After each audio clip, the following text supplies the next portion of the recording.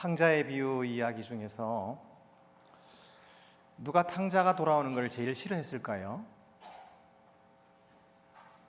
살진 송아지입니다. 우리가 하나님께 사랑을 많이 받았습니다. 오늘도 우리가 함께 모여서 하나님을 예배하는 것은 하나님께서 먼저 우리를 사랑하셨기 때문입니다. 우리가 하나님을 알지 못할 때 하나님이 먼저 우리를 사랑했어요.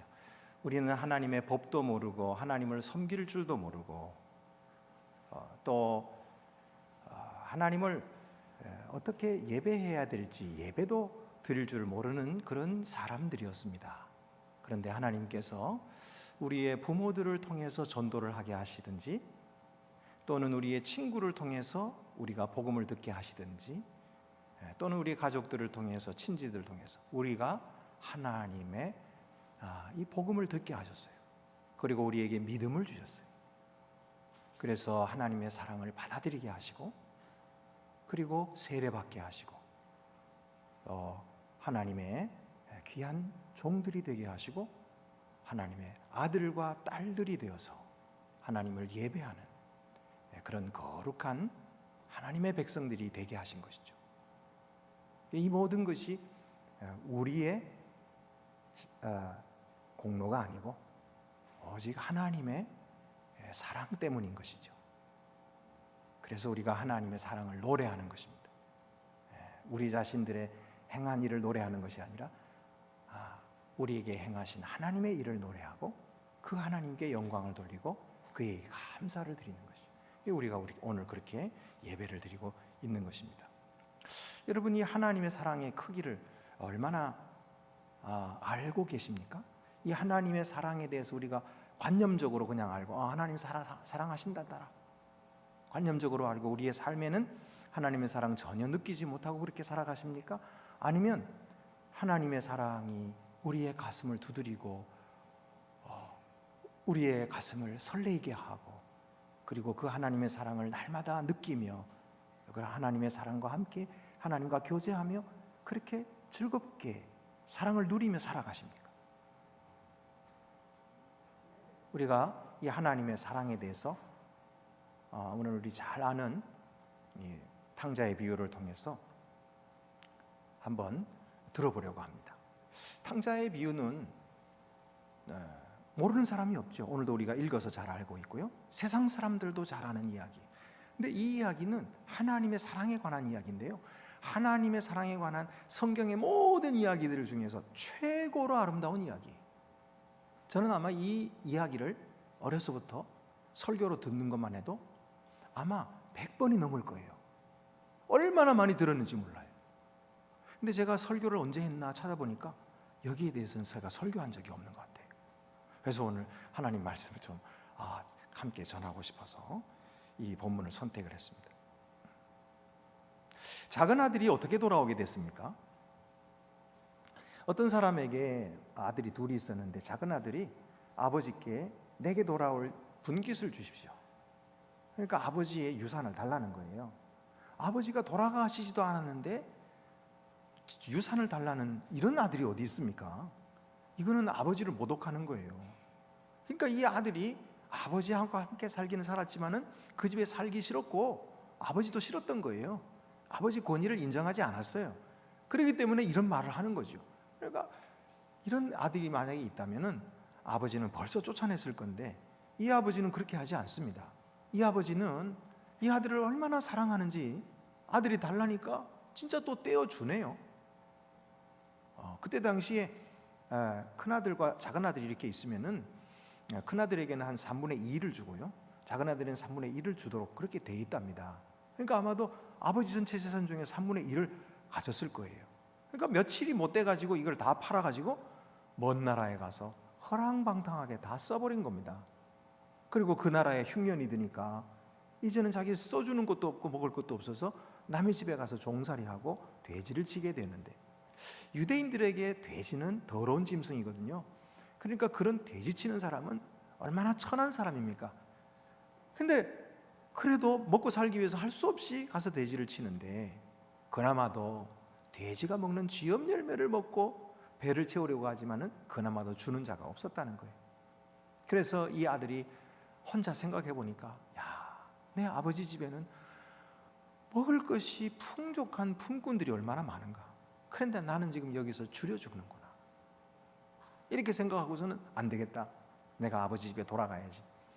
내가 아버지한테 가가지고, 아버지요, 하늘과 아버지께 죄를 범하였으니 나를 아버지 아들이라고 부르지 말아주세요. 그저 품꾼의 하나로 써주십시오. 그렇게 나를 봐주십시오. 그렇게 하고 가서 얻어먹고 살아야 되겠다. 이렇게 생각하고 집으로 돌아오게 됐다는 거예요. 그런데 이 아버지는요, 아들이 떠난 후로 계속 아들만 생각하고 있는 겁니다. 밤낮 아들만 생각하고, 그 아들이 지금 얼마나 고생할까, 그 나라에 지금 흉년이 들었다는데 얼마나 힘들까, 살아나 있나, 날마다 고생하면서 아들이 돌아오기를 기다리고 있다는 거예요. 그래서 아들이 돌아오니까 멀리서도 벌써 아들인 줄 알고, 아들은 아버지를 몰라보는데 멀리서 벌써 아들이 허름한 옷을 입고 거지꼴이 다 돼가지고 돌아온 걸 아들인 줄 알고서는 막 달려가는 거예요. 오늘 그 말씀을 우리가 한번 보면요, 누가복음 15장 20절에 보면은 아직도 거리가 먼데, 집과 거리가 아직도 멀다는 거예요. 그러니까 아버지는 벌써 동구 밖까지 나와가지고 아들을 기다리고 있었던 거예요. 아버지가 그를 보고 측은히 여겨 달려가 목을 안고 입을 맞추니, 이 아버지의 이 사랑이 얼마나 큰지, 그냥 자기도 주체할 수 없는 사랑으로 아들에게 막 달려가는 거예요. 목을 안고 입을 맞추고 아들을 환영하는 겁니다. 그러니까 여기에 그 당시의 고대 근동 사회의 아버지는 가부장적인 아버지거든요. 권위가 굉장히 중요합니다. 그러니까 아버지들은, 특히 이렇게 부자 되고 이렇게 아들을 이렇게 키운 아버지들은요, 뛰는 법이 없어요. 젊은 사람들은 뛰어도, 또 여자들은 뛰어도 아버지는 뛰는 법이 없습니다. 뛰지 않습니다. 체신을 지켜야 되니까. 그런데 이 아버지가 그 아들을 보고 뛰는 거예요. 막 달려가서 아들이 왔다고 좋아서 아들을 향해서 막 뛰는 겁니다. 여러분, 유대인들의 복장이 이렇게 치마같이 이렇게 늘어지는 옷을 입잖아요. 그걸 입고서는 뛸 수가 없어요. 그러니까 이 아버지는 지금 어떻게 뛰는 거냐면요, 그 옷을 걷어붙이고 다리를 훤히 들여다 보이고, 그리고 허리춤에다가 그거를 묶고서는 아들을 향해서 뛰어가고 있는 거예요. 그 모습을 한번 상상해 보세요. 이 체면 불구하고, 체면이고 뭐가를 생각하지 않는 거예요. 지금 아들이 온 거 그것만 좋아가지고 그냥 아들을 향해서 달려가는 이 아버지의 모습. 이 아버지가 누구라는 겁니까? 바로 우리들의 아버지, 하나님이시라는 거예요. 예수님께서 이 아버지에 대한 이야기를 하시는 거예요. 사실 이 비유의 이름을 우리는 탕자의 비유, 이렇게 이름을 붙이고 있지만 사실은 맞지 않는 이름입니다. 이것은요, 탕자 이야기가 아니고 아버지의 이야기인 거예요. 아버지의 사랑에 관한 이야기.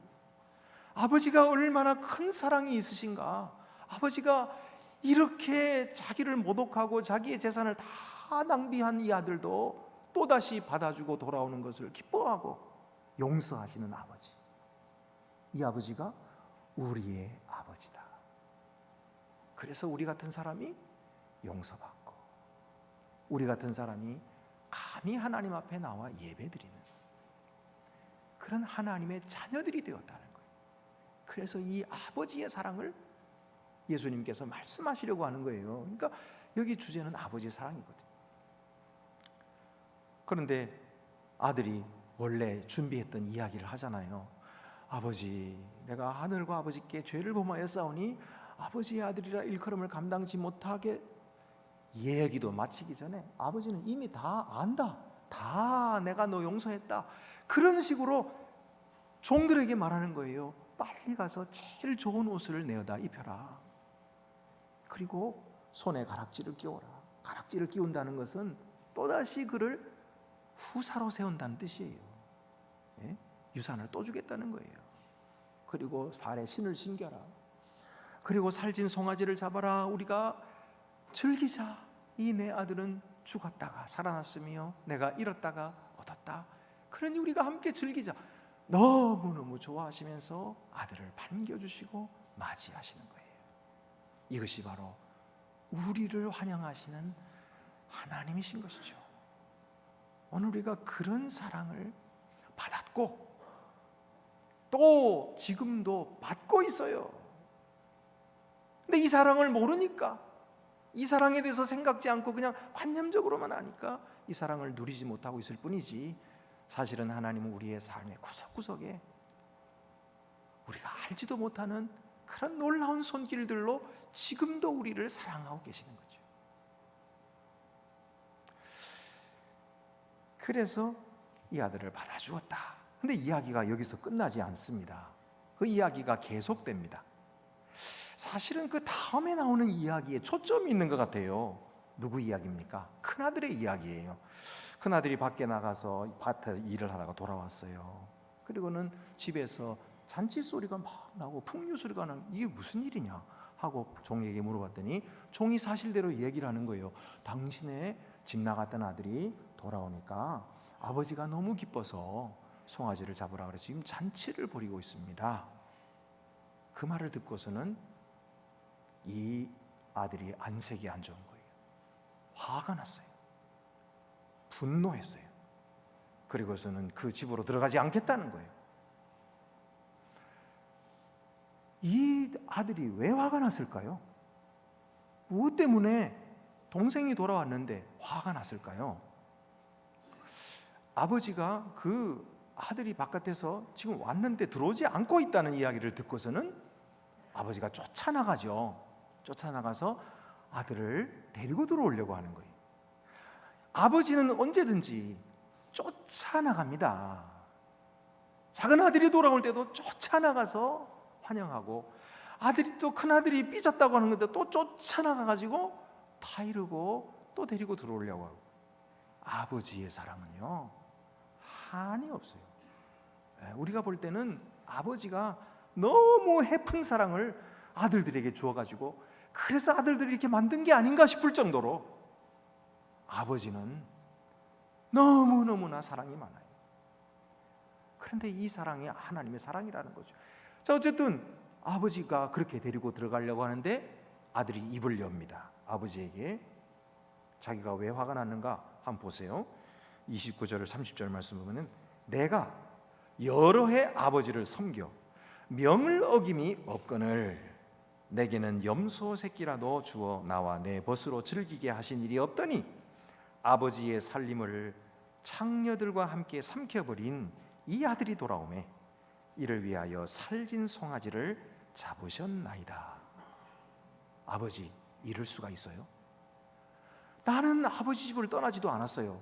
그리고 아버지 집에서 몇 년 동안 아버지가 시키는 대로 가지고 밭에서 땀 흘려 일하고 아버지가 하라는 거 어긴 적이 없는데 나를 위해서는 친구들하고 먹으라고 염소새끼 한 마리 주신 일이 있었어요? 그런데 아버지 재산을 다 허랑방탕하고, 사실 우리 재산이에요. 우리 집안의 재산을 갖다가 다 창기들과 함께 먹어버린 이 아들이 돌아왔다고 아버지가 다시 받아줘요? 받아줄 뿐만 아니라, 아니 살진 송아지를 잡아가지고 잔치를 해줍니까? 아버지는 공평하지 않아요. 아버지는 불공평해요. 나는 억울합니다. 내가 왜 그 자리에 들어가야 됩니까? 내가 왜 아버지 잔치 자리에 내가 들어가겠습니까?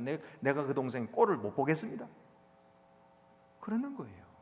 여러분, 이 이야기가 뭐 아들이 너무 한 겁니까? 아니잖아요. 아들을 할 말을 하는 거잖아요. 지금 아들 입장에서는 얼마든지 이런 얘기를 하잖아요.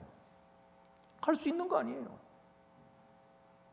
사실 가만히 생각해 보면 큰아들의 이 마음을 똑같이 적용시킬 수는 없지만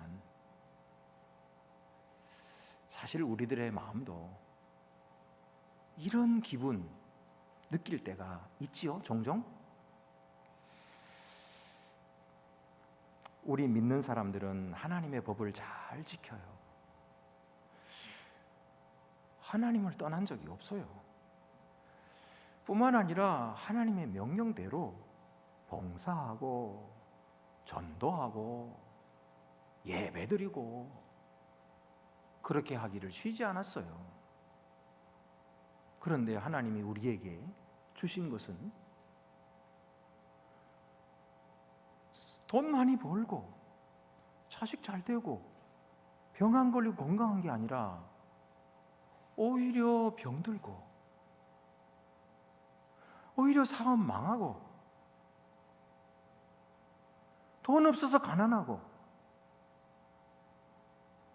아니 무슨 뜻이 있어서 그렇다고 친다 할지라도 예수 안 믿는 사람들에게는 하나님이 돈 잘 벌게 하시고 뭐 높은 자리 올라가게 하시고 자식 잘 되게 하시고 건강하게 하시고, 나는 뭔가 그런 기분 안 드십니까? 우리가 가끔 이런 생각을 들 때가 있어요. 그래서 화가 나는 거예요. 억울한 거예요. 그래서 예를 들어서 교회를 위해서 아무것도 한 사람이 없는 새로운 사람이 들어왔는데, 아니 교회가 말이지 돈 내가지고 그 사람을 환영하겠다고 선물 사주고 대접해주고, 아니 지금까지 교회를 위해서 막 수고하고 그런 사람은 본 척도 안 하고, 그럴 때에 수고한 사람이 생각할 때 이거 너무 불공평하다 생각되지 않겠습니까? 교회가 이래도 되나? 이러면 너 이제부터 누가 교회를 위해서 봉사하겠나? 그런 생각 들지 않겠습니까? 이거는 잘못된 거다. 얼마든지 우리는 그런 마음을 갖게 되는 거죠.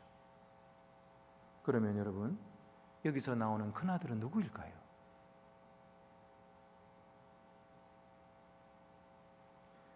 당시에는 바리새인과 서기관들이었어요.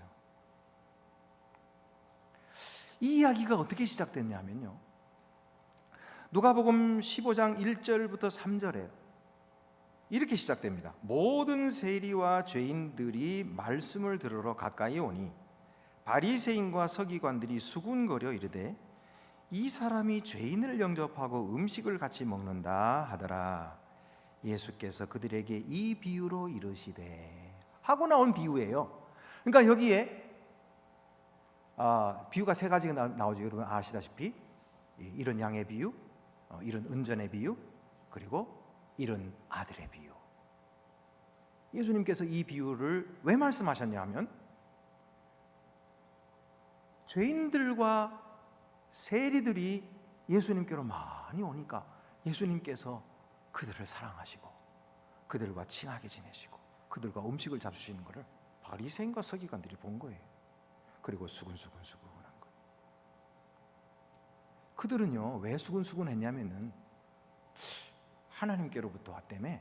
예수님이 뭐 랍비시라며. 그러면 우리가 하나님께 가깝지. 우리는 하나님을 떠난 적이 없잖아. 우리는 하나님의 율법을 얼마나 지키려고 했었어. 우리는 하나님의 그 명령대로 지키려고 얼마나 안식일도 잘 지키고 11조도 잘하고 그랬고, 그리고 우리가 얼마나 깨끗하게 살았어.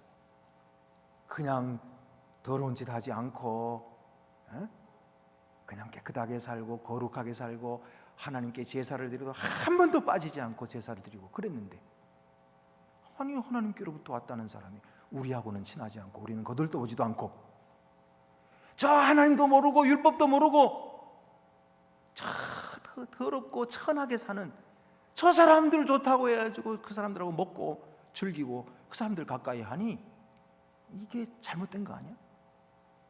그리고 수군수군한 거예요. 그래서 예수님이 그들의 수군거리는 소리를 들으시고는 이 이야기를 하신 거예요. 그러면은 이 이야기에 나오는 작은 아들이 누구예요? 멀리 떠났던 작은 아들, 아버지를 멀리 떠나서 방탕하던 작은 아들이 누구예요? 바로 죄인과 세리들이에요. 그렇죠? 그러면 큰 아들은 누굴까요? 아버지와 함께 늘 있으면서 아버지의 명을 어김이 없었고 열심히 밭에서 일했던 그 큰 맏아들은 바로 바리새인과 서기관들이었던 거예요. 예수님께서 그 이야기를 하신 거예요. 그러면 바리새인과 서기관들이 뭘 잘못했어요? 종교적으로 거룩하게 예배드리는 게 잘못입니까? 도덕적으로 깨끗하게 살아가는 것이 잘못입니까? 아니요. 예수님께서는 그렇게 하라고 말씀하셨지 하지 말라 하지 않았어요. 예수님이 하시는 말씀은 자기들이 그렇게 했다고 해서 하나님이 알아주셔야 하는 것은 아니라는 거예요. 자기들이 그렇게 깨끗하게 산 그것을 공로로 삼아서 그래서 하나님께 받아내야 하는 그런 근거로 사용할 수 없다는 거지요. 이것이 바로 흔히 말하는 공로주의에 빠지는 거죠. 내가 공로를 세워가지고 하나님께 인정받고 내가 이 세상에서 착하게 살아서 하나님께 인정받아가지고 하나님이 나를 받아주시도록 만드는 이것이 바로 공로주의죠. 그러면 하나님의 사랑은 어디 갑니까? 하나님의 사랑은 온데간데 없어요. 그렇게 내가 수고하고 애를 써서 하나님께 사랑을 얻어내겠다고 한다면 그 사랑은 그까지 선행으로 살 수 있는 것입니까? 그렇게 하나님의 사랑을 모독해서야 되겠습니까? 아니요. 하나님의 사랑은 그 정도가 아닙니다. 하나님의 사랑은 값없이 베풀어 주시는 사랑이에요. 하나님의 사랑은 아무것도 기대하지 않고 무조건적으로 주시는 사랑이에요. 자격 없는 자에게 주시는 사랑이에요. 우리 모두가 그 사랑을 받았잖아요. 우리가 하나님을 알지 못했을 때에 하나님은 자기의 외아들을 우리 위해 주셨어요. 그리고 십자가에서 고통당하시고 피 흘려 죽게 하심으로 우리의 죄를 다 사해 놓으시고 그리고 우리를 부르신 거잖아요. 이 은혜를 어떻게 갚겠다는 거예요? 무엇으로 갚겠다는 것입니까? 어떤 일로 갚을 수 있나요? 어떤 공로로 갚을 수 있나요? 갚을 수 없으면서 그 일을 했다고 해가지고 하나님께서 나에게 줘야 한다? 나는 받을 자격이 있다? 내가 섬긴 받을 권리가 있다? 아니요. 그럴 수 없는 겁니다. 그렇게 말하면 아버지의 사랑을 모독하는 거예요. 자, 이제 생각해 봅시다. 아버지가 맏아들에게 불공평하게 했으니까 맏아들도 아버지 잔치 차렸든 말았든 안 들어가도 되는 겁니까? 그의 주장은 지금까지 아버지의 명을 어기지 않고 아버지를 위해서 여러 해 수고했으니까 아버지는 나에게 잘해 주셔야 한다는 거예요. 그러면 자기가 한 일, 그 일은 누구를 위해 한 것입니까? 자기를 위해서 한 것입니까? 아버지를 위해서 한 것입니까? 정말 아버지를 위해서, 아버지를 사랑하고 아버지를 위해서 했다면 내가 한 일이 좀 나는 열심히 한다고 했지만 그게 뭐 도움이 되겠어요? 아버지가 기뻐하시고 아버지가 좋아하시면 됐지요. 아버지가 그렇게 아들을 좋아하시는 거 몰랐네요. 아버지 기뻐하신다면 내가 들어가서 또 나도 같이 잔치에 즐겁게 참여해야지요. 나는 이 동생 꼴을 보기 싫지만은 그래도 아버지를 위해서 내가 참여해야지요. 그리고 들어가야 되잖아요. 이게 아버지를 사랑하는 아들이잖아요. 그런데 아들이 지금 말하는 것과 아들이 하는 행동은 그가 지금까지 일한 것이 누구를 위해서 일했다는 거예요? 아버지를 위해서 일한 것이 아니고 자기를 위해서 일한 거예요. 자기에게 돌아올 분기, 돈에만 관심이 있어가지고 아버지 재산을 얻으려면 아버지를 떠나서는 안 되겠고 아버지 재산을 내가 가지려면 아버지 명을 어겨서는 안 되겠으니까 종노릇한 거죠. 노예 노릇한 거죠. 노예로 살아간 거예요. 이것이 바리새인의 삶이었단 말이에요. 이것이 서기관들의 삶이었다는 거예요. 그래서 예수님께서 이 말씀을 하시면서 인자가 온 것은 의인을 부르러 온 것이 아니고 죄인을 불러 회개시키러 왔다.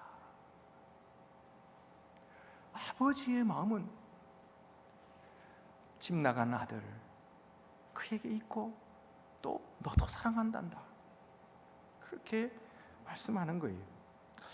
여러분, 오늘날 우리 교회는 예수께서 가르치신 이 사랑의 메시지를 그대로 전하며 실천하고 있습니까? 진정으로 예수님처럼 가치 없고 변두리로 밀려난 사람들, 잃어버린 사람들을 환영하며 그들을 영접하고 그들과 사귀는 교회입니까? 솔직히 말해서 이런 교회를 이루기가 너무너무 어렵습니다. 제가 담임 목사로 있지만 저도 이런 교회를 이루고 싶지만 솔직히 저 자신도 어려워요. 왜 그런가 가만히 생각해 보니까 교회는 예수 믿고 구원받은 백성들이라서 예배를 드려도 경건하게 예배를 드리고 싶고요, 그리고 세상에 더러운 일을 하지 않고 이제는 깨끗하게 살아가기 시작하고요, 종교적으로도 그리고 경건한 사람으로 살기 시작하는 거예요. 그러니까 세상 사람들과 달라지기 시작하는 거예요.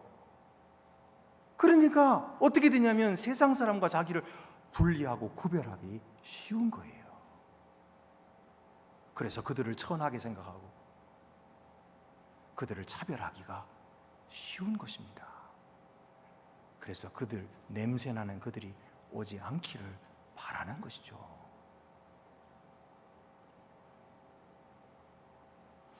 만약에 우리가 그렇다면 이것은 하나님의 사랑을 전하는 것이 아니겠죠?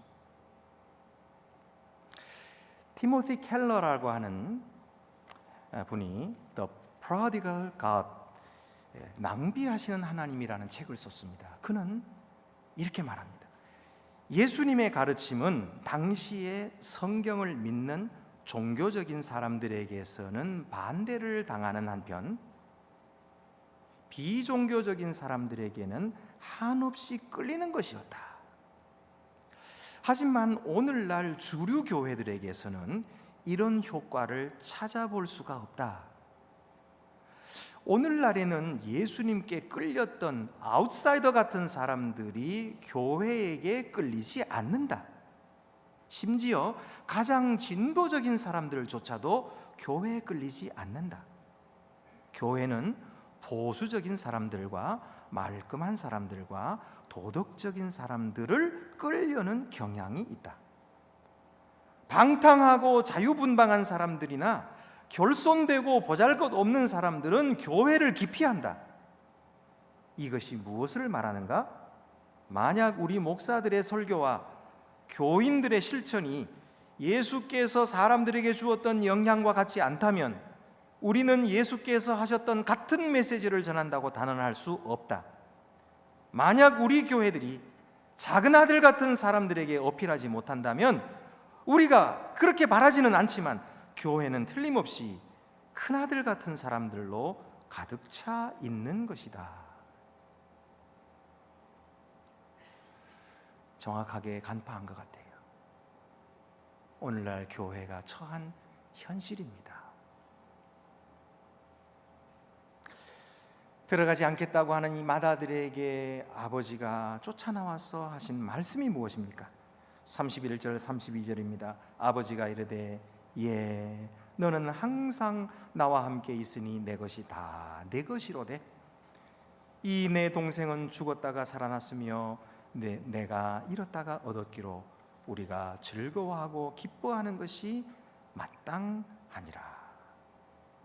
아버지는요, 이 아들에 대해서 화를 내지 않아요. 큰아들에 대해서도 화를 내지 않고 꾸짖지도 않아요. 그의 잘못을 지적하지도 않습니다. 그냥 또 와가지고 달래고 사랑으로 품어주고, 야, 너는 항상 나와 함께 있으니까 내 것이 다 내 것 아니냐. 근데 이 내 동생은, 이 내 동생이라 그래요. 아까 아들은 뭐라 그랬어요? 이 아들, 당신 아들이란 말이거든요. 당신 아들이 이랬는데 아버지는 네 동생이 이렇게 얘기합니다. 꼭 무슨 뭐 같아요? 예. 근데 어쨌든 큰아들의 잘못과 옳지 못한 태도를 또 용서하고 또 받아주고 또 돌아오기를 기다리고 이러고 있는 아버지. 사실 아버지가요, 아들의 마음을 몰랐을까요? 아들이 지금 열심히 일을 하긴 하지만은 아버지를 사랑하고 아버지를 존경해서 일하는 것이 아니고 자기에게 돌아올 거, 그거 생각하면서 아버지에게 명여기지 않고 일을 하고 있다는 거 아버지가 몰랐을까요? 다 알았을 거예요. 그렇지만 아버지는 아들을 쫓아내거나 아들을 책망하거나 아들에게 화내지 않으셨어요. 끝까지 아들을 구슬르고 달래고 사랑하고 품어주고, 이것이 아버지입니다. 여러분, 이 이야기가 여기서 그냥 끝나버려요. 뭐라고 끝납니까? 내가 이렇다가 얻었기로 우리가 즐거워하고 기뻐하는 것이 마땅하다. 그리고 끝. 아니, 어떻게 됐어요? 그 결말이 어떻게 된 거예요? 아들이 그 들어갔나요? 안 들어갔나요? 몰라요. 예수님의 이야기는 끝이 나지 않은 채로 끝났어요. 오픈드 클로징, 열려진 채로 끝나버렸어요. 이게 무슨 말이에요? 모든 듣는 사람들에게 질문을 하고 있는 거예요. 너희들은 어떻게 생각하니? 이 아들이 들어갔을까? 잔치의 자리에 들어갔을까? 안 들어갔을까? 여러분 어떻게 생각해요? 들어갔을까요? 안 들어갔을까요? 들어갔다면 뭐 했을까요? 이제부터 그 동생 꼴도 보기 싫으니까 이제 안 보고 살았을까요? 아니면은 들어가지 않고 이번에는 큰아들이 재산 달라고 해서 나가가지고 허랑방탕하게 써먹었을까요? 모르겠어요. 우리는 모르겠어요. 근데 예수님께서는 너희들이 생각해라 하고 열어주고 계시는 거죠. 여기서 우리에게 크게 다가오는 것이 있어요. 우리는 하나님의 사랑받은 자들이구나. 한도 끝도 없이 사랑하시는 이 아버지의 사랑이 엄청나게 크신데, 우리는 큰아들처럼 내가 수고해서 아버지께 사랑받으려고 애를 썼구나. 내가 뭔가 공로를 세워가지고 하나님께 구원 받으려고 또 했구나. 그러면서 그렇지 못한 사람들을 편가르고 그런 사람들을 차별하고 그러면서 내가 고귀한 것처럼 그렇게 살아갔구나. 그런데도 아버지는 나를 끝까지 사랑하시는구나. 그런 나를 품어주시는구나 하고 생각하게 되는 거죠. 여러분들은 이 말씀을 들으면서 무엇을 생각하십니까? 기도드리시겠습니다. 은혜로우신 하나님 아버지, 주님의 사랑은 한이 없고 끝이 없습니다. 그 사랑 때문에 용서받았으면서도 저희들은 또다시 자기의 의를 세워 인정받으려고 하는 어리석은 맏아들입니다. 주여, 저희를 용서하시고 이제 하나님이 찾으시는 작은 아들을 찾아 나서는 주의 종들이 되게 해주시고 아버지의 사랑을 즐거워하며 기뻐하며 그 잔치에 참여하는 아들이 되게 하여 주시옵소서. 우리 주 예수 그리스도의 이름으로 기도드립니다. 아멘.